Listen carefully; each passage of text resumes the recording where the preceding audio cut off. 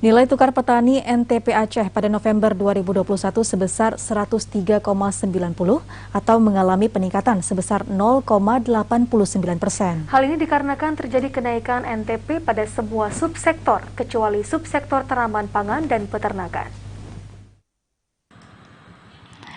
Bila dilihat dari 5 subsektor, ada 3 subsektor yang mengalami peningkatan NTP, yakni hortikultura, perkebunan rakyat, dan perikanan.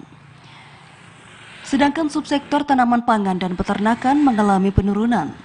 Hal tersebut terjadi karena indeks harga yang diterima petani pada November 2021 mengalami peningkatan sebesar 1,60% dibandingkan periode sebelumnya pada semua subsektor.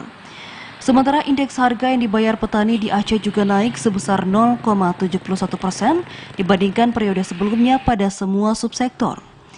Badan Pusat Statistik BPS Aceh mencatat komoditas yang paling dominan mempengaruhi peningkatan indeks harga yang diterima petani adalah sayur-sayuran, kelapa sawit, kopi, karet, cengkeh, ikan tongkol, dan bandeng, sehingga menyebabkan terjadinya inflasi pedesaan November 2021 sebesar 0,78%.